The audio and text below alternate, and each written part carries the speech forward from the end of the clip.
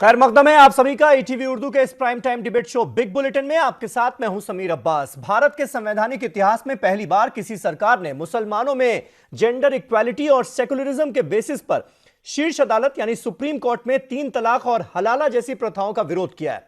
मोदी सरकार ने supreme court में इन मुद्दों पर बहस के इश्यूज की जो सूची सौंपी है, उसने अदालत से सवाल किया गया है कि क्या अपने मजहब को मानने की आजादी का मौलिक अधिकार मुसलमानों में 3 तलाक, हलाला और बहुविवाह जैसे मसलों का बचाव करता है। सुप्रीम कोर्ट वैसे भी इसे मजहबी नहीं, मानवाधिकार से जुड़ा मामला बता चुका है। उधर all India Muslim personal law board अपने हलफनामे में कह रहा है कि ट्रिपल तलाक को महिलाओं के मौलिक अधिकारों का हनन बताने वाला केंद्र सरकार का रुख बेकार की दलील है और पर्सनल लॉ को मूल अधिकार की कसौटी पर चुनौती नहीं दी जा सकती। बड़ा सवाल यह है कि क्या मुस्लिम पर्सनल लॉ खत्म करना चाहती है सरकार? इसी पर करेंगे अपने तमाम मेहमानों से तफसीली बातचीत, लेकिन सबसे पहले देखिए यह रिपोर्ट।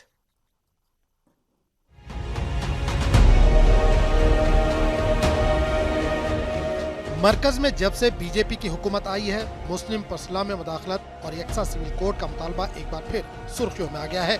आरएसएस और इससे जुड़ी तंजीमें कांग्रेस के दौरे इख्तिदार में भी कॉमन सिविल कोड को लेकर काफी हंगामा करती रही हैं। और जब मरकज में इनकी हुकूमत है तो वो पूरी कोशिश में है कि जल्द से जल्द यकसा सिविल कोड को मुल्क में लागू कर दिया जाए। इनका असल निशाना मुस्लिम पर्सनल लॉ और शरीयत है। अब तक हुकूमत ने बराह रास्त मुस्लिम पर्सनल लॉ को हाथ नहीं लगाया है, मगर मुतादिद रियासती मजालिस से कानून साज और पार्लियामेंट में ऐसी तजवीज पेश की गई है जिनसे बिलवास्ता मुस्लिम पर्सनल लॉ पर असर पड़ा है। और हुकूमत ने ऐसे कई सर्कुलर भी जारी किए हैं। मुल्क के दीगर अक़लियतों मसलन सिख, यहूदी, ईसाई और पारसी के जो कानून मौजूद है वो हिंदू लॉ से बहुत ज्यादा अलग नहीं है। मिसाल के तौर पर अगर इनमें से किसी को तलाक लेनी हो तो मियाँ और बीवी को अदालती कार्रवाई का सामना करना पड़ता है और स्पेशल मैरिज एक्ट 1954 के दफात 24 और 25 के तहत दरख्वास्त दाखिल करनी होती है। इन 2 दफात और हिंदू मैरिज एक्ट 1955 के दफात 11, 12 और 13 में कोई फर्क नहीं है। इस तरह ईसाई, पारसी या यहूदी में विरासत में हिस्सेदारी के लिए इंडियन पार्टीशन एक्ट के तहत मुकदमा दर्ज होता है। इन बातों से ये वाज़े हो जाता है कि मुल्क में हिंदुओं, ईसाइयों, पारसियों, यहूदियों के लिए यकसा कानून नाफिज हैं। ऐसे में यकसा सिविल कोड के निफाज का मतलब हिंदू लॉ का निफाज है। जिसे यूनिफॉर्म सिविल कोड की बात हो रही है वो यकीनन हिंदू लॉ की बदली हुई शक्ल होगी। हमारे मुल्क में 2 अहम कानून नाफिज हैं, एक सिविल कोड और दूसरा क्रिमिनल कोड। दूसरे किस्म के अंदर जराइम की सजाएं और बाज इंतजामी उमूर आते हैं। जाहिर है कि इस किस्म के कानून तमाम अफराद के लिए यकसा हैं। इसमें किसी नौइयत की तफरीक, नस्ल और मजहब की बुनियाद पर अज़रुए दस्तूर नहीं की गई है। पहले किस्म के दायरे में वो कानून आते हैं जिनका ताल्लुक माशरती, तमद्दुनी और मामलाती मसाइल से है। इस किस्म के बेशतर कानून भी तमाम मुल्क के लोगों के लिए यकसा है। अलबत्ता इस किस्म का एक हिस्सा जिसे पर्सनल लॉ कहते हैं, मुल्क की बाज़ अक़लियतों को जिनमें मुसलमान भी हैं, इनके मज़ाहिब के लिहाज से कुछ खुसूसी शोबों में अलग मजहबी कानून पर अमल करने का इख्तियार दिया गया है। इसी को पर्सनल लॉ की आज़ादी का नाम दिया जाता है। इसी के तहत मुसलमानों को भी ये इख्तियार दिया गया है। जो कुदरत का कानून है वो कुदरत ही का कानून है और कुदरत के कानून के अंदर मैं एक छोटी सी बात आपसे बताऊं, अगर कोई कुदरत के कानून में तब्दीली चाहता है तो सूरज जितने बजे निकलता है उसको रोक दे, दूसरे टाइम पर निकालने की कोशिश करे। जिस तरीके से सूरज के लिए कुदरत ने कानून बना दिया कि इतने बजे ही निकलेगा, चाँद के लिए कानून बना दिया, गुरूब होने का कानून बना दिया, तो ये सब कुदरत के बनाए हुए जो कानून कुरान मुक़द्दस के अंदर हैं वो इंसानों की बेहतरी के लिए हैं, इंसानों के फ़ायदे के लिए। कोई भी इंसान किसी इंसान पर अल्लाह से ज़्यादा मेहरबान नहीं हो सकता। पर्सनल लॉ बोर्ड और हुकूमत में वक्फे से हो रही तकरार की एक बड़ी वजह बोर्ड को भी मारा जा रहा है, क्योंकि बोर्ड अपने मौक़िफ़ में नरमी लाने को तैयार नहीं है। यहाँ तक कि 3 तलाक और कसरत अज़दवाज के मसले पर भी बोर्ड का रवैया पहले जैसा ही है। हालांकि इन मामलों पर कई इस्लामी मुल्कों में तब्दीली की गई है और इसी को बुनियाद बनाकर बोर्ड पर ज़बानी हमले भी हो रहे हैं। एक बड़ी तादाद में मामलात अदालत तक पहुँच रहे हैं। ख्वातीन की एक बड़ी तादाद बोर्ड के खिलाफ है। ख्वातीन बोर्ड में अपनी हिस्सेदारी बढ़ाने का मुतालबा कर रही हैं, लेकिन बोर्ड के कान पर जू तक नहीं रेंग रही है। लेकिन मौजूदा वक्त में बोर्ड को ये समझना होगा कि जितने मामलात अदालत में जाएंगे उसकी मुश्किलात में उतना ही इजाफा होगा। बोर्ड की कोशिश होनी चाहिए कि हर खास व आम मुसलमान तक इसकी रसाई हो, इनके मसाइल बोर्ड सतह पर हल हो और कम से कम मामलात अदालत तक पहुँचे। Bureau report, ETV news. तो बड़ा सवाल यह खड़ा हो गया है कि क्या मुस्लिम पर्सनल लॉ को खत्म करना चाहती है सरकार। तमाम जो धार्मिक उलेमा हैं वो ऐसा आरोप लगा रहे हैं सरकार पर। सरकार की मंशा क्या है वो आज इस डिबेट के जरिए हम समझाने की कोशिश करेंगे आपको। हमारे साथ तमाम खास मेहमान इस मुद्दे पर बहस के लिए जुड़ चुके हैं। हमारे साथ अनिला सिंह जी हैं जो कि बीजेपी की स्पोक्स पर्सन है। हमारे साथ रेखा अग्रवाल मौजूद हैं, सीनियर लॉयर हैं सुप्रीम कोर्ट ऑफ इंडिया की। शबनम खान जानी मानी सोशल एक्टिविस्ट हमारे साथ इस बहस का हिस्सा है, स्टूडियो में ही मौजूद हैं। और स्टूडियो में ही है शहजाद पूनावाला, कांग्रेस के लीडर। मुफ्ती मंजूर ज़ियाई साहब जो कि चेयरमैन है फैजान रजा के, वो मुंबई से हमारे साथ इस बहस का हिस्सा हैं। और मोहम्मद अब्बास जो कि स्पोक्स पर्सन है समाजवादी पार्टी के और मंत्री भी हैं यूपी की सरकार में, वो भी हमारे साथ इस बहस का हिस्सा हैं। पॉलिटिकल डिबेट मैं शुरू करूं उससे पहले रेखा जी मैं आज आपके पास आना चाहूंगा और मैं जानना यह चाहूंगा आपसे, जिस तरह से सुप्रीम कोर्ट ने यह कहा है कि 3 तलाक, हलाला और मुसलमानों के बीच बहुविवाह की प्रथाओं के कानूनी पहलुओं पर वो फैसला करेगा और वो मुस्लिम लॉ के तहत तलाक पर विचार नहीं करेगा क्योंकि यह विधायी डोमेन में आता है। सबसे पहले आप ये हमारे व्यूअर्स को समझा दें कि इसका मतलब क्या है। क्या सुप्रीम कोर्ट अपने फैसले के जरिए यह कह सकता है कि नहीं 3 तलाक नहीं हो सकता, यह गलत है?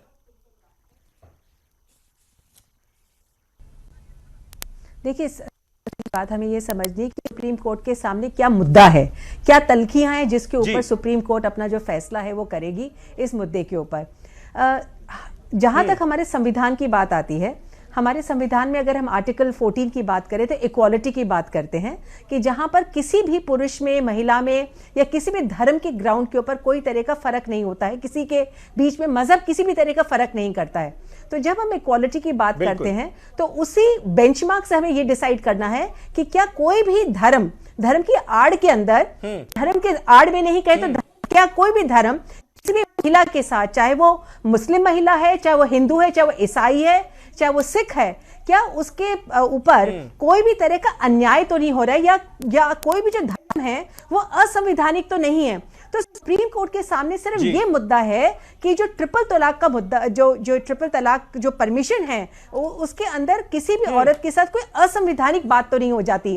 तो जो बेंचमार्क जो सुप्रीम कोर्ट के सामने है उनको सिर्फ इस बात को डिसाइड करना है, ना तो यूनिफॉर्म सिविल कोड के ऊपर डिसाइड करना है, ना किसी चीज के और के ऊपर जाना है कि क्या ट्रिपल तलाक होना चाहिए या नहीं होना चाहिए। सिर्फ उसकी कॉन्स्टिट्यूशनल वैलिडिटी जो है वो भारत के संविधान के तहत जो उसको जो टचस्टोन है, यानी कि जो सोने की जो अपन परख करते हैं टचस्टोन के ऊपर, उसके ऊपर इसको जो खरा निकलता है कि नहीं निकलता, ट्रिपल तलाक क्या कॉन्स्टिट्यूशन के अगर उसे कंपेयर करें तो उस बेंचमार्क से, उस कसौटी के ऊपर खरा उतरता है कि नहीं उतरता, यह सुप्रीम कोर्ट के ऊपर एक बहुत छोटा सा मुद्दा है, इतना बड़ा मुद्दा नहीं है जितना बना दिया गया है। ठीक है। अनिला सिंह जी, आरोप यह लगाया जा रहा है सरकार पर कि सरकार ट्रिपल तलाक और हलाला जैसी प्रथाओं का विरोध करके दरअसल उसकी मंशा यह है इस पूरी कवायद के पीछे कि वो मुस्लिम पर्सनल लॉ को ही खत्म करना चाहती है। क्या ऐसा है? क्या यह मंशा है?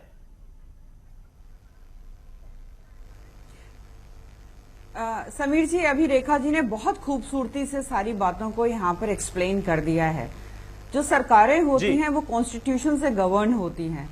अगर कोई ये इल्जाम लगाता है कि भारतीय जनता पार्टी जो है यहाँ पर किसी धर्म विशेष का जो पर्सनल लॉ है उसको बिल्कुल खत्म कर देना चाहती है, बिल्कुल उसका जो चेहरा है बिल्कुल अलग कर देना चाहती है, तो ये तो बेबुनियादी इल्जाम लगाए जाते हैं। यहाँ पे भारतीय जनता पार्टी का कोई भी सरकार आएगी उसको कॉन्स्टिट्यूशन से गवर्न होना पड़ेगा। और अभी रेखा जी ने बहुत अच्छे से पूरा एक्सप्लेन कर दिया, सारे आर्टिकल्स के विषय में यहाँ पर बता दिया है। हाँ, ये जरूर है कि जो सरकारें आती हैं और जो अपीजमेंट की पॉलिटिक्स करना चाहती हैं और वो संविधान को भी दरकिनार कर देती हैं और हिम्मत नहीं दिखाती है कुछ ऐसा करने के लिए जिसके लिए 92% ऑफ मुस्लिम वुमेन मांग कर रही हो, तो बात दूसरी होती है। भारतीय जनता पार्टी की सरकार आई है, संविधान के अनुसार चल रही है, 92% ऑफ वुमेन, मुस्लिम वुमेन जो चाह रही हैं उनकी आवाज सुन रही है। तो एक हम सकारात्मक कदम उठाना चाहते हैं। मुझे समझ में नहीं आती है कि इसको एक दूसरा रंग से क्यों रंगा जा रहा है। ये तो एनकरेज करना चाहिए ना, महिलाओं का विषय है। शहजाद पूनावाला हमारे साथ मौजूद हैं। शहजाद, पॉजिटिवली क्या लेते हैं आप सरकार के इस कदम को, क्योंकि आपने तो आवाज उठाई नहीं। आज मुस्लिम महिलाओं की आवाज जो है वो मोदी सरकार में बुलंद हो रही और लग रहा है कि उनको इंसाफ मिलेगा। अनिला जी कह रही। मुझे उम्मीद है कि जाकिया जाफरी और नजीब की माँ जो मुसलमान महिलाएं हैं उनको भी मिलेगा। पर बहरहाल इन मुसलमान महिलाओं को क्यों आड़ में लेकर कौन सी उत्तर प्रदेश की रणनीति वो साधना चाह रहे हैं, चुनावी रणनीति, उसका मैं आपको पर्दाफाश करके बताता हूँ। नहीं लेकिन मेरी बात सुनिए समीर भाई, मुझे आप इंटरप्ट कर रहे हैं, सरकार वाले। मैं एक लाइन जोड़ दूं, मैं ये कह दूं कि सरकार का तो ये रुख पहले से ही बिल्कुल साफ है। ऐसा आप ये नहीं कह सकते कि ये चुनाव चल रहे हैं इसलिए सरकार ने ये हलफनामा दे दिया। सुनिए, हाँ जी, मैं आपको कुछ आंकड़े बताता हूँ। ये पूरी मुहिम छेड़ी है BMMA, भारतीय मुस्लिम महिला आंदोलन ने। बिल्कुल ठीक बात, मैं इनका सम्मान करता हूँ। इन्हीं के आंकड़े हैं, मैं आपको कोट करता हूँ, बाय हार्ट मुझे ये आंकड़े हैं। इन्होंने कहा है कि जो 525 केस इन्होंने एनालाइज किए हैं उसमें से 41% केसेस में ऐसे हैं जिसमें तलाक बीवी ने मांगे हैं। हाँ। 70% से ऊपर तलाक ऐसे हैं जो कोर्ट में हुए हैं, काजी के पास हुए हैं, पब्लिक फोरम में हुए हैं, via phone, via SMS, via WhatsApp, जो हमारी बार बार मुस्लिम कौम की बेइज्जती की जाती है उसकी संख्या 0.5 से भी कम है। जो हलाला का केसेस है 1.6% है, और हलाला के बारे में क्या है लीगल पोजीशन, कानूनी कुरानिक पोजीशन, वो भी आ जाएगा सामने। और मैं आपको एक और आंकड़ा बताता हूं। मुसलमानों में तलाक की तादाद है 0.56 2011 के सेंसस के हिसाब से। हिंदुओं में सेपरेशन और तलाक मिला के उससे डबल है। और एक केस तो गुजरात का केस है, एक महिला दौड़ रही है दरबदर।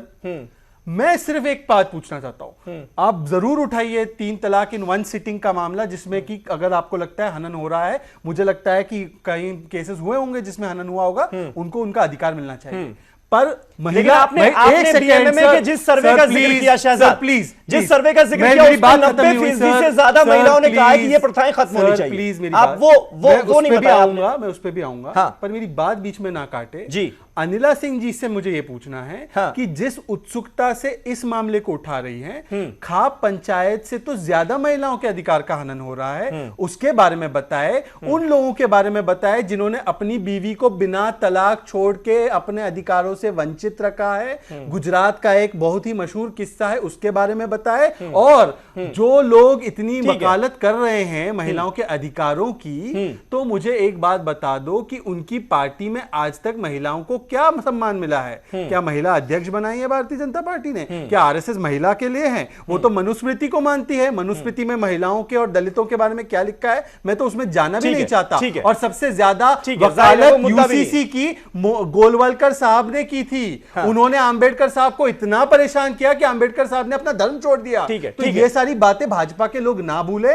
और मुझे खाप पंचायत पे मोहतरमा अपना स्टैंड बता दे। ठीक है शहजाद, मैं आपके पास दोबारा आऊंगा। कांग्रेस पार्टी का स्टैंड क्या है इस पूरे मसले पर, वो आपने अभी तक नहीं बताया। कोर्ट में जो तलाक पर सीधा सवाल ये था कि कांग्रेस पार्टी का स्टैंड क्या, पहले वो क्लियर कर दिया जाए। कांग्रेस पार्टी का ये कहना है कि महिलाओं के अधिकार की बात जो भी है हम उसके साथ है। कोर्ट में मामला चल रहा है, उस पर रनिंग कमेंट्री नहीं हो सकती, पर भाजपा की एक्टिविटी पर रनिंग कमेंट्री करना जरूरी है। मोहम्मद अब्बास साहब पे क्या बोलती हैं? मोहम्मद अब्बास साहब, क्या ये भ्रम फैलाने की कोशिश तो कहीं नहीं की जा रही है कि भाई देखो मोदी सरकार ने यह हलफनामा दे दिया, 3 तलाक के खिलाफ है, बहुविवाह के खिलाफ है, हलाला के खिलाफ है, तो दरअसल मुस्लिम पर्सनल लॉ को ही खत्म करना चाहती है सरकार? ये भ्रम तो नहीं फैलाया जा रहा है कहीं?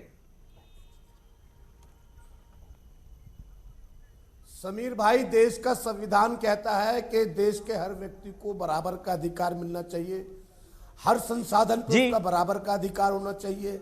लेकिन सच्चर कमेटी ये बताती है कि अल्पसंख्यकों की हालत दलितों से ही बदतर है। देश के प्रधानमंत्री बड़ी बेशर्मी से उन मुद्दों को उठाते हैं जो धार्मिक उल्मा और उनको करना चाहिए। ये महिलाओं को आरक्षण देना, मुस्लिम महिलाओं को हम नौकरियों में आरक्षण दे रहे हैं, प्राइवेट पढ़ाई में आरक्षण दे रहे हैं, तो हमें लगेगा कि मुसलमानों के हितैषी हैं। लेकिन चूंकि इन्होंने चुनाव के ठीक पहले सोची समझी रणनीति के तहत चुनावी लाभ उठाने के लिए वो माननीय प्रधानमंत्री जी, जिनकी बीवी यशोदा बहन कह रही है कि मेरे सम्मान में भी तो कोई आ जाओ।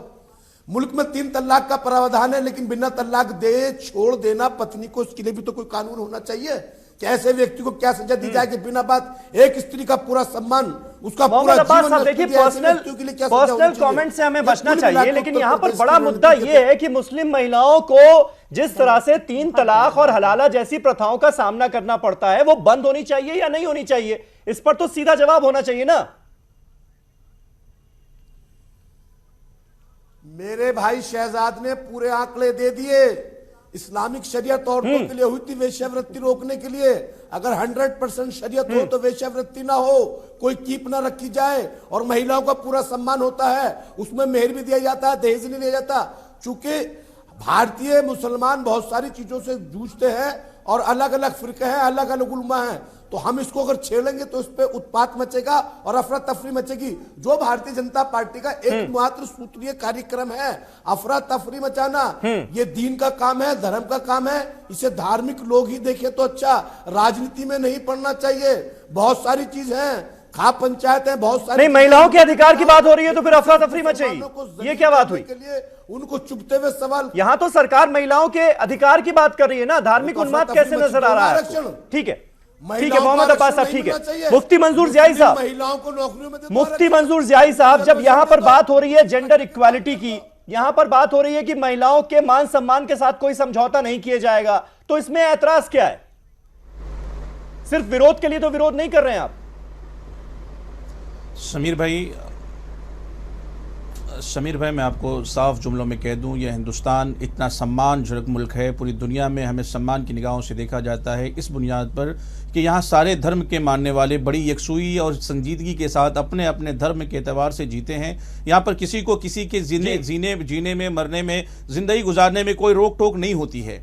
अब बात अगर इस तरीके से बात होगी कि किसी की शरीयत के साथ, किसी के नामूस के साथ, किसी के हित के साथ, किसी के आरजू और उनके तमन्नाओं के साथ अगर खेला जाएगा, किसी के धर्म के साथ खेला जाएगा, तो एक शेर हमें याद आता है समीर भाई, उसमें ये कहा गया है कि मुल्क लुट जाएगा आसार नजर आते हैं, मुल्क लुट जाएगा आसार नजर आते हैं और सारे मसनद नशी मक्कार नजर आते हैं, और हमने इसी मुल्क की धरती से मोहब्बत की है, फिर भी हम इन अंधों को गद्दार नजर आते हैं। तो हमारे खिलाफ इस तरीके की अफवाहें फैला करके हिंदुस्तान के वातावरण को खराब करके हिंदुस्तान के मुसलमानों को पूरी दुनिया में बदनाम करने की साजिशें रची जा रही हैं। अब ये कह दूं कि हिंदुस्तान में मुसलमान अपनी तरीके से जीता है और बहुत खुशी के साथ जीता है, असलूब के साथ जीता है और कानून शरीयत का लिहाज करते हुए संविधान के लिहाज के साथ जीता है। उसी संविधान ने हमें अपने एक्ट के तहत जीने के अधिकार दिए हैं, फिर भी हमें जीने नहीं दिया जाएगा। इस तरीके के वातावरण फैलाए जाएंगे तो यकीनन है किसी समाज का बाइकाट किया जा रहा है। मंजूर साहब, जिस तरह जीने में आपको सम्मान नजर आ रहा है, ज्यादातर मुस्लिम महिलाओं को नहीं नजर आ रहा है, वो ऐसी प्रथाओं के खिलाफ हैं। ये क्यों नहीं समझते आप? नहीं, ज्यादातर ये समीर भाई, ज्यादातर मुस्लिम औरतें, इस तरीके के जुमले तो बिल्कुल दुरुस्त नहीं होंगे, क्योंकि ज्यादातर मुस्लिम औरतों को नहीं बल्कि उन नाम नेहाद औरतों को जो कि ऐसे लोगों के आलेकार बन गए हैं, सिर्फ उन लोगों को तकलीफ हो रही है। आपने सर्वे किया होगा और हम अपना भी सर्वे आपको बताते हैं कि हिंदुस्तान में बसने वाले जितने भी हिंदुस्तान में मुसलमान बहनें हमारी बस्ती हैं, उनको आप देखेंगे तो परसेंटेज अगर आप निकालेंगे तो जितने भी पर्चे दाखिल किए गए थे, जितने सिग्नेचर्स भेजे गए थे, आप उन सिग्नेचरों का अगर मुआयना करेंगे तो आपको पता चलेगा कि 80% अवाव औरतों ने इस तरीके के मामलात रखे हैं कि ये सारे के सारे इस्लामिक संविधान के तहत ही जीना चाहते हैं, वो कोई दूसरी चीज अपने ऊपर थुपवाना नहीं चाहते हैं। कुरान और हदीस में, शरीयत में जिस चीज की इजाजत हमें मिली है, शबनम जी आप इससे इत्तेफाक रखते हैं। इसमें वो ये कह रहे हैं कि बार-बार एक सर्वे का जिक्र किया जाता है, बीएमएमए के सर्वे का, और उसी को आधार बनाकर बयानात दे दिए जाते हैं। वो कह रहे हैं कि तमाम ऐसी मुस्लिम महिलाएं हैं जिन्होंने कहा है कि नहीं, ये प्रथाएं बिल्कुल सही हैं और कोई नाइंसाफी नहीं हो रही। समीर भाई, कोई भी सर्वे मत देखिए, कोई भी चीज मत देखिए। हाँ। शहजाद भाई ने तो अपनी अच्छे से स्ट्रांगली बात रख दी क्योंकि वो किसी पार्टी के प्रवक्ता हैं। अनिला जी ने भी अपनी अच्छी बात रख दी क्योंकि वो भी किसी पार्टी की प्रवक्ता हैं। और खाप पंचायत पे भी आप और हम बहुत काम कर रहे हैं। शहजाद भाई को शायद पता हो या ना पता हो, खाप पंचायतों पर भी हमने बहुत सालों से काम कर रहे हैं और बहुत बदलाव भी लेकर आए हम लोग। बड़े बड़े जितने खाप पंचायत के सवाल आपसे नहीं था, भाजपा से था कि क्या वो खाप पंचायत का समर्थन करती है, क्योंकि यूपी में उन्होंने वोट लेने के लिए खाप पंचायत के साथ जुड़ाव रखा। हमारा मुद्दा ये नहीं है कि किसी को कितना सर्वे आया, क्या एक था या 2 थे या 100 थे, इसको छोड़ दीजिए। बात यहाँ पर यह है कि कोई एक भी क्यों परेशान हो ऐसी चीज से जो हमारे कुरान शरीफ में नहीं लिखी गई। हमने स्पष्ट शब्दों में अपने भाइयों से ये कहा कि हमारे कुरान शरीफ में ये इंस्टेंट ट्रिपल तलाक नहीं है, आप इसको छोड़ दीजिए। तो ये मुद्दा ही नहीं बनता अगर हमारे सारे मौलवी, हमारे सारे जो उलेमा थे, हाथ आगे बढ़ा के महिलाओं के हाथ में देते और कहते कि जी हाँ ये चीज गलत है और कुरान शरीफ में भी नहीं है। जाइए, इसको हटा दिया गया। तो ऐसी नौबत ही नहीं आती। ना भाजपा की हिम्मत होती कि आपके धर्म के साथ खिलवाड़ करता, या आपको डर लगता कि मुस्लिम पर्सनल लॉ बोर्ड को हटाना चाहता है। तो मुझे लगता है कि इसको राजनीति में ना फंसाएं। जो मेन मुद्दा है, इसमें बाकी सारी चीजें घालमेल करने की जरूरत नहीं है। एक मेन मुद्दा जो आप उठा रहे हैं, जो हम उठा रहे हैं, कि कोई भी औरत ऐसे ईमेल से, फोन से तलाक ना दी जाए। तो इसमें तो शहजाद भाई भी अग्री कर रहे हैं, अनिला जी भी अग्री कर रही हैं, मुफ्ती मंजूर भाई भी अग्री कर रहे हैं। मुफ्ती मंजूर साहब अग्री नहीं कर रहे, फिर इसमें तो कोई झगड़ा नहीं कर रहे ना। अग्री मुफ्ती मंजूर साहब इशू को समझे नहीं समीर भाई, आप इशू को समझे नहीं। एक महिला अगर प्रताड़ित हो रही है, हम उसके साथ खड़े हैं, एक भी। पर सवाल क्या है? सवाल है कि एक सरकार को हर महिला के लिए खड़े होना चाहिए। खाप पंचायत से जब लाखों करोड़ों हो रही हैं, अच्छा मैं आपको गोवा का कानून में अभी तो ये मुद्दा है ना शहजाद, अभी तो ये मुद्दा है। खाप पंचायतों पर हम बहुत बहस कर चुके हैं, और खाप पंचायतों पर ना हरियाणा में भूपेंद्र सिंह हुड्डा की सरकार जब थी, तब उनका क्या रुख था खाप पंचायतों को लेकर, वो भी हमने देखा है। सुनिए तो मेरी बात, मेरी बात सुन लीजिए जी। मेरा सिंपल सवाल है, खाप पंचायत में इन्होंने बहुत काम किया है, पर बीजेपी तो समर्थन मांगती है ऐसी खाप पंचायत से जो महिलाओं का मर्डर कर देती है क्योंकि वो किसी के साथ बाहर जाती है, फोन इस्तेमाल करती है। मेरा सवाल भाजपा से ये भी है कि गोवा में कानून है जिसके तहत हिंदू मर्द एक से ज्यादा बीवी ले सकता है। मैंने आपको दिखाया था 25 साल और 30 साल तक अगर बच्चा ना हो। भाई 4 शादियों का भी जिक्र बीएमएमए ने किया है, और उन्होंने कहा है कि ये मुसलमानों में तो बहुत कम तादाद में होता है कि एक से ज्यादा शादी, दूसरी कौमों में ज्यादा होता है। तो जो महिला अधिकार का बैटल लड़ रहे हैं, वो सिर्फ मुस्लिम को क्यों टारगेट कर रहे हैं? भाजपा सब कौमों को क्यों नहीं ले रही है? ठीक है, ये मेरा सवाल है। शबनम आपा तो मुसलमानों के लिए काम कर रही है, अच्छी बात है, और वो खाप पंचायत में भी कर रही है, अच्छी बात है। पर अनिला सिंह जी खाप को नहीं देखती, गोवा के कानून को नहीं देखती, वो सिर्फ मुसलमानों की तरफ देखती है क्योंकि उनको यूपी का वोट लेना है, उनको हिंदुओं को पोलराइज करना है। जवाब दे दीजिए, ये सिंपल बात है। अनिला जी जवाब दे दीजिए। जो है आपको मैक्सिमम टाइम दे रहे हैं बोलने के लिए, 3 महिलाएं बैठी हुई हैं, उनकी तो जुबान बंद करा रखी है इन्होंने। अनिला जी सबको बराबर का टाइम मिल रहा है, अब आपकी बारी है, आप बोलिए। नहीं, मुझे तो नहीं लगता है। शहजाद जी यहाँ बैठकर एक के बाद एक जो है महिलाओं का अपमान कर रहे हैं, और आप उन्हें पूरा मौका दे रहे हैं। खाप पंचायत के बारे में कितना जानते हैं? इनसे पूछिए पैम राजपूत की रिपोर्ट कब बनी थी। ये तो लास्ट ईयर मार्च में कहा गया ना कि पैम राजपूत की रिपोर्ट को उजागर करो, तब ये मसला शुरू हुआ है। अपनी बात क्यों नहीं बताते हैं? क्या पर्सनल जो लॉज हैं, क्या हिंदुओं के नहीं खत्म हुए हैं? दहेज प्रथा नहीं खत्म हुई क्या? सती होने की प्रथा क्या यहाँ पे नहीं खत्म हुई? अनिला जी शहजाद ने जो आरोप लगाया वो ये था कि आप सिर्फ मुसलमानों को ही टारगेट क्यों कर रहे हैं? जो बुरी प्रथाएं हैं वो हर मजहब में हैं, उसको भी खत्म करने की कोशिश कीजिए, ये उनका पॉइंट था। बस आपका जवाब मैंने पूरा सुना है जो शहजाद ने कहा है। जी नहीं, शहजाद साहब ने जो खाप पंचायत को बीच में लेकर आए हैं, शायद इनको ये पता ही नहीं है कि खाप पंचायत के कोई अपने पर्सनल ऐसे लॉज जो है नहीं मान सकते, वो भी सारे के सारे हिंदूज हैं, और जो भी कुछ होता है वो संविधान के अनुसार चलता है, कानून के अनुसार चलता है। ऐसे तो नहीं चलता अनिला जी मैं आपसे इत्तेफाक नहीं रखता। आप खाप पंचायतों को जस्टिफाई तो ना कीजिए ना, कम से कम कानून अपना काम नहीं करेगा। अनिला जी आप जस्टिफाई मत कीजिए ना खाप पंचायतों को। मैं ये कह रहा हूँ कि खाप पंचायतें मुद्दा ही नहीं है। वही माइग्रेट कर जाइए, आप वही माइग्रेट कर अनिला जी, जहाँ पे शरीयत लॉ पूरी तरीके से अनिला जी, हिंदुस्तान जो है अनिला जी मैंने शहजाद को यही कहा कि खाप पंचायत मुद्दा ही नहीं है, और कांग्रेस की सरकार जब वहां पर थी तब खाप पंचायतों के खिलाफ क्यों नहीं कदम उठाए गए? अरे सर, हमारे चिदम्बरम साहब ने बोला है कि सुप्रीम कोर्ट के बात ने जो रखी है, नहीं खाप पंचायतों की तो सारी पॉलिटिकल पार्टी, खाप पंचायतों की तो सारी पॉलिटिकल पार्टीज इज्जत करती है ना, उनको सर माथे पर बिठाती है क्योंकि वोट बैंक जुड़ा हुआ है। पॉइंट वो नहीं है, हमने किसी के दखल नहीं दिया, ठीक है, किसी के कानून में हमने दखल नहीं दिया। बिल्कुल यहाँ मुद्दा दूसरा है, यहाँ मुद्दा दूसरा है। रेखा जी आप बहुत देर से बोलना चाह रही थी। रेखा जी एक कमेंट आपसे, फिर मुझे ब्रेक पर जाना है। ठीक है रेखा जी। देखिए बहुत छोटा सा मुद्दा है। एक छोटा सा मुद्दा यह है कि हमारे संविधान के तहत किसी भी पुरुष या महिला को कोई सजा नहीं मिलती जब तक उसकी सुनवाई नहीं होती, जिसको हम कहते हैं रूल ऑफ नेचुरल जस्टिस, यानी कि हर एक पक्ष व्यक्ति को अपना कहने का अधिकार है।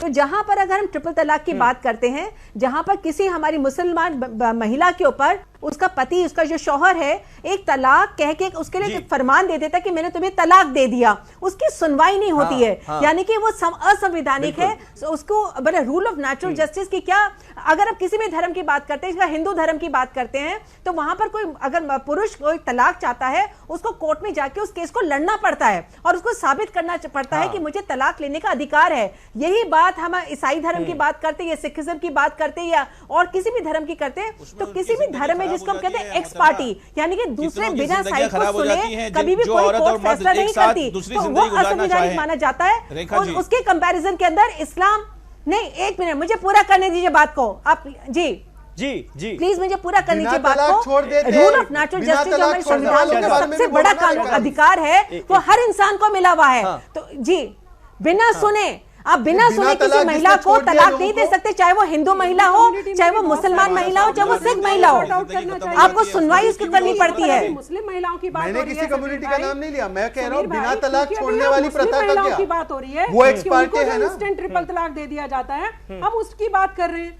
अरे करो ना उसकी बात, पर ये इसकी बात नहीं हो रही ना। आपसे नहीं कह रहा मैं भाजपा से कह रहा हूँ और कुछ लोगों से कह रहा हूँ कि एक की बात करते दूसरे की नहीं करते। सुनवाई होती नहीं है, क्यों नहीं करते आप? उनको सारी बुराई एक में ही क्यों दिखाई दे रही है? शहजाद भाई, शहजाद भाई, बड़ी प्रॉब्लम की बात हो रही है। आप बार-बार किसी एक इंडिविजुअल केस का जिक्र कर रहे हैं, उसी तरफ ले जाना चाहते हैं चर्चा को। आंकड़े दे रहा हूं, divorce rate and separation rate in non Muslims is higher. ठीक है, without divorce women are being left. ये सबसे ज्यादा तादाद कहां है? 2011 का। लेकिन यहाँ पर सवाल ये है कि जब एक महिला को उसका पति 3 तलाक कहकर छोड़ देता है और उसके मौलिक अधिकारों की रक्षा कैसे होगी, उसकी कौन सुनेगा? क्योंकि जब भी वो मुफ्ती के पास जाती है, मौलानाओं के पास जाती है, तो सलाह यही दिया जाता है कि हाँ ये गलत था, लेकिन अगर दे दिया तो हो गया।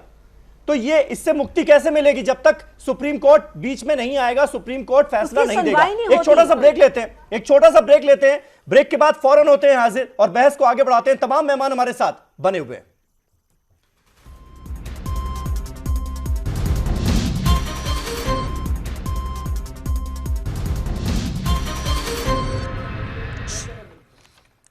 तो क्या मुस्लिम पर्सनल लॉ खत्म करना चाहती है सरकार, क्योंकि इस तरह के आरोप लग रहे थे, इसलिए मुद्दा हमारा आज का यही था। जाहिर है मुद्दा ट्रिपल तलाक से जुड़ा हुआ है, हलाला जैसी कुप्रथा से जुड़ा हुआ है।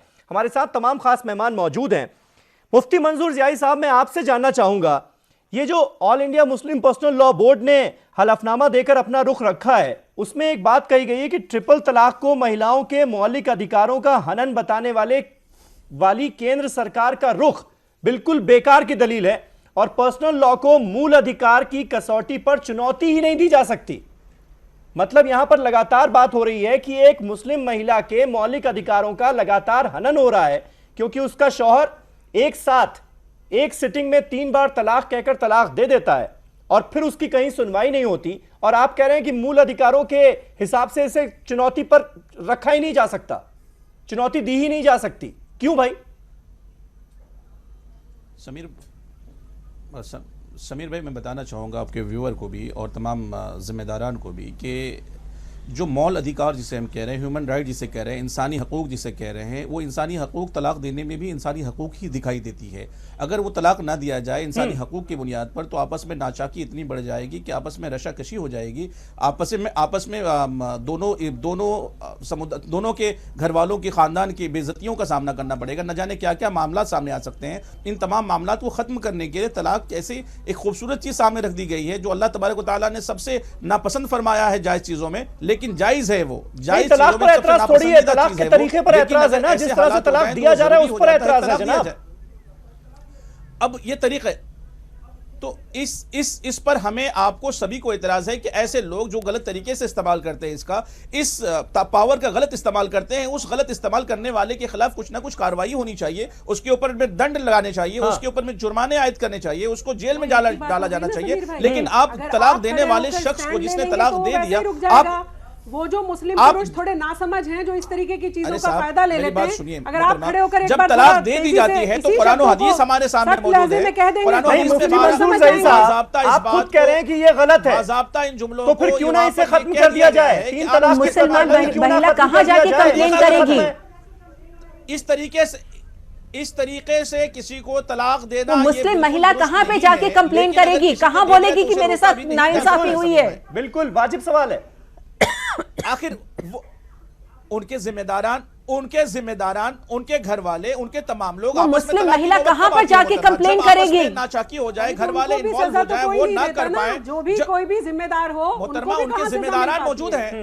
मुस्लिम महिलाओं के उनके जिम्मेदारान मौजूद होते हैं, वो लोग आपस में गुफ्तगू कर सकते हैं। तलाक कब दी जाती है? तलाक की सूरतें ये हैं कि आपस में पहले गुफ्तगू शुनीद कर लें, गुफ्तगू शुनीद से हल नहीं होता है तो मोहल्ले समाज के लोगों को इन्वॉल्व करें। अगर वहां भी आपका हल नहीं होता है, ये आइडियल सिचुएशन की बात कर रहे हैं आप, मुफ्ती मंजूर साहब, ये आइडियल सिचुएशन की बात कर रहे हैं। हम उन लोगों की बात कर रहे हैं जिनको एक साथ 3 बार तलाक कहकर छुटकारा पाने की कोशिश की जाती है, हम उनकी बात कर रहे हैं। मोहम्मद अब्बास साहब, इसे राजनीतिक मामला क्यों बनाया जाता है? बुनियाद पर वो तलाक देते हैं, बसा औकात ऐसा देना तो सोशल प्रॉब्लम है ना, राजनीतिक मामला क्यों बना रहे हैं? जब सरकार की तरफ से एक कोशिश की जा रही है, केंद्र सरकार ने एक टफ स्टैंड लिया है इस पूरे मसले पर, तो इसे पॉलिटिकल नजरिए से क्यों देख रहे हैं आप? इस तरह के मामले उठाए जा रहे हैं, इसका धरातल से कोई लेना देना नहीं है। भारतीय जनता पार्टी देख रही है चुनाव। अभी शबनम जी ने कहा कि खड़ा होना चाहिए, ये ठीक है कि जहां जाति होती है, शादी ब्याह होता है रिश्ता, और रिश्ता होता है आपसी ताल्लुकात से। जब रिश्ते में कड़वाहट हो जाती है तो अलग तो होना पड़ता है। कहीं ये प्रोसेस 1 साल लगता है। मोहम्मद अब्बास साहब, आप समझ नहीं पा रहे लग रहा है। मोहम्मद अब्बास साहब, मैं यही कह रहा हूँ कि ये एक मिनट शबनम, मोहम्मद अब्बास साहब, मैं यही कह रहा हूं कि तलाक को कोई ये नहीं कह रहा है कि तलाक को ही खत्म कर दिया जाए, और शादी एक बार हो गई तो ये मजबूरन किसी को साथ में रहना पड़े, ये कोई नहीं कह रहा। बिल्कुल। तलाक कैसे दिया जाए उसके तरीके को लेकर सवाल उठाए जा रहे हैं कि ये ट्रिपल तलाक जो एक सिटिंग में होता है, इसे खत्म किया जाए, क्योंकि इसी के चलते नाइंसाफियां हो रही हैं महिलाओं के साथ। अच्छा, जो लोग एक सिटिंग में दे देंगे समीर भाई, क्या उनको रखवाएंगे? हमारी बहनें, हमारी बहनें उसको रखवाएंगी वापस? एक शरीयत है और शरीयत से बंधे हुए हैं मुसलमान, उसमें जब भी कोई मुदाखलत करेगा या कोई कुछ भी करेगा, और खासतौर से भारतीय जनता पार्टी जो अन्य इशू से ध्यान हटाने के लिए बहुत सारी चीजें हैं जो संविधान कहता है, बहुत सारे संविधान का उल्लंघन खुद भारतीय जनता पार्टी लगातार करती चली आ रही है। एक खास वर्ग को निशाना बना के उन्हें शून्यता की ओर ले जाया जा रहा है। उनके लिए नौकरी नहीं है, उनके लिए काम नहीं है, और कहते हैं सबका साथ सबका विकास। ये वही लोग हैं जो उत्तर प्रदेश में आके कह रहे हैं कि सबका साथ सबका विकास, लेकिन एक भी टिकट किसी मुसलमान को नहीं दिया। इनके दिल में कहां से मुस्लिम महिलाओं का प्रेम बढ़ गया? कितनी मुस्लिम महिलाओं को इन्होंने टिकट दे दिए? इन पे कुछ मसला नहीं है, सिर्फ मुसलमानों को गरमाहट करके हिंदू मुसलमान को आमने सामने लाके सांप्रदायिक माहौल बनाना चाहते हैं, और इन्होंने अपने एजेंट छोड़ रखे हैं। महिलाओं को क्या कराया? जवाब दे दीजिए एक बार। मोहम्मद अब्बास साहब सीधा आरोप लगा रहे हैं कि मंशा नेक नहीं है सरकार की, पॉलिटिकल माइलेज लेने की कोशिश है, वो बार बार इस आरोप को लगा रहे हैं। मुसलमानों को देख के सांप्रदायिक स्थिति बने। ठीक है मोहम्मद अब्बास साहब, सुन लीजिए, वानिला जी का जवाब सुन लीजिए।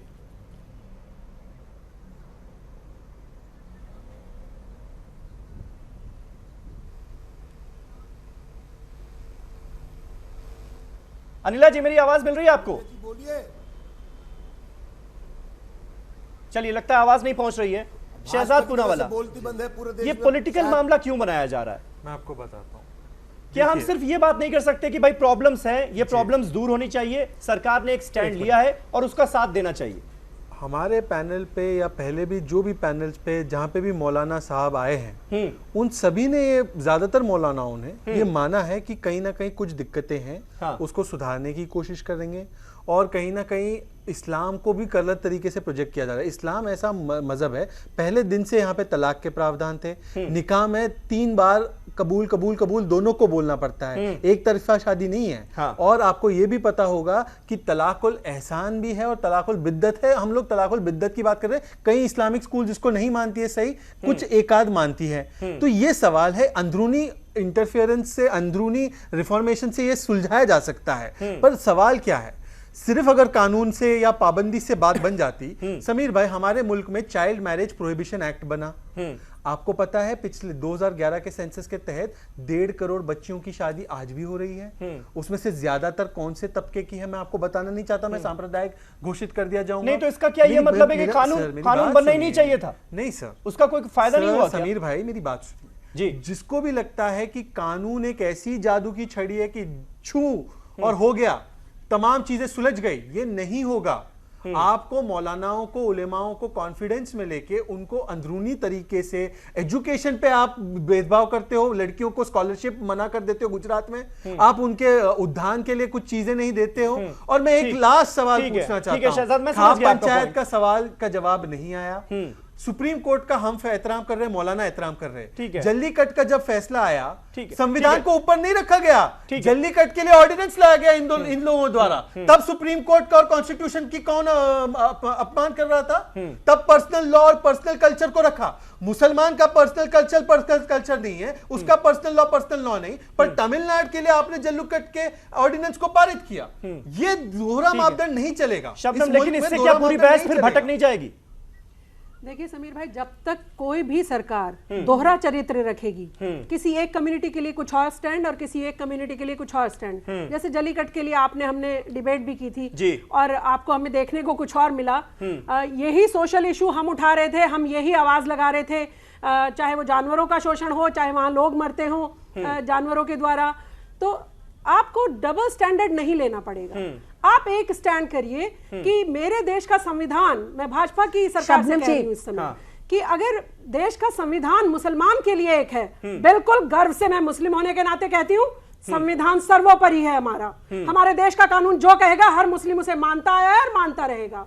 लेकिन फिर जब जल कट्टू की बात आएगी, फिर जब किसी और कट्टू की बात आएगी, तो आपको फिर वो चेहरा बदलना नहीं होगा। फिर आपको यही वाला स्टैंड जो हमारी मुस्लिम महिलाओं के लिए, रेखा जी आपका जवाब देना चाहिए। जी रेखा जी।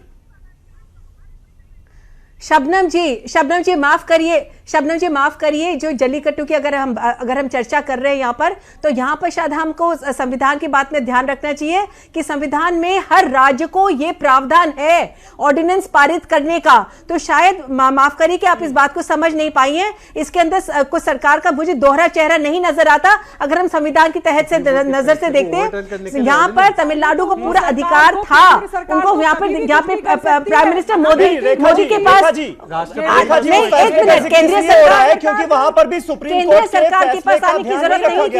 सुप्रीम कोर्ट उसको ओवरकम कर दिया गया उसके ऊपर। इसका मतलब सुप्रीम कोर्ट को उसमें कुछ खामियां, जबकि तमाम लोगों की जाने जा रही थी, तमाम लोगों की जाने जा रही थी, लोग घायल हो रहे थे और सुप्रीम कोर्ट ने साफ मना किया था। उसके बावजूद तो इसमें 100 वोटों क्यों नहीं लेती है? हाँ, तो मैं उसके आगे की बात कर रही हूँ।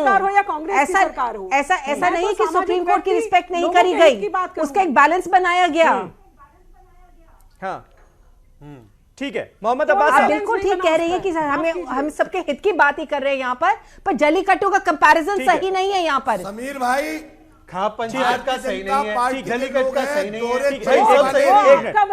है, वही लोग हैं। मोहम्मद अब्बास साहब, समीर भाई दोहरे चरित्र के लोग हैं, दोहरे चरित्र के लोग हैं, मुसलमानों को जलील करने के लिए कहते हैं। ये वही भारतीय जनता पार्टी के लोग हैं। कल्याण सिंह मुख्यमंत्री थे, उन्होंने सुप्रीम कोर्ट में एफिडेविट दाखिल करा था, और जब उन्होंने बाबरी मस्जिद टूट गई, वो तो ठीक है मोहम्मद अब्बास साहब, लेकिन मोहम्मद अब्बास साहब, ये अपने लिए दोहरा चरित्र। मोहम्मद अब्बास साहब, अगर आपको उनके ऊपर भरोसा नहीं है तो आप अपनी कौम की आवाज उठाइए ना। किसने रोका है आपको? किसने रोका है? मुस्लिम महिलाओं के हक की बात करने से, जेंडर इक्वालिटी की बात करने से, मुस्लिम महिलाओं को उनका सम्मान दिलाने से आपको किसने रोका है? अगर आपको उनके ऊपर एतबार नहीं है तो आप उठाइए ये बीड़ा। समीर भाई, मैं भी मानता हूं शबनम ठीक कह रही है कि कहीं अन्याय होता तो उसमें ये राय जानी चाहिए, कोर्ट की तरफ से जानी चाहिए, पैनल जाना चाहिए, मुस्लिम पर्सनल लॉ बोर्ड बैठे, उलमा बैठे, अगर कहीं ना कहीं कोई कमी बेसी तो सुन दूर करे। लेकिन ये जानबूझ मुस्लिम पर्सनल लॉ बोर्ड तो सुनने के लिए तैयार नहीं है। वो कह रहा है जो हो रहा है सही हो रहा है, हम बिल्कुल बदलने के लिए तैयार नहीं है। आज आप इनिशिएटिव ले लीजिए। ये ठीक है। अनिला जी, मोहम्मद अब्बास साहब की बातों का आपको जवाब देना चाहिए। वो एतबार करने के लिए बिल्कुल तैयार नहीं रहे हैं इस मसले पर। वो कह रहे हैं कि केंद्र सरकार की जो मंशा है वो नेक नियति वाली नहीं है। कहीं ना कहीं इस पूरे मसले का पॉलिटिकल माइलेज लेने की कोशिश कर रही है बीजेपी।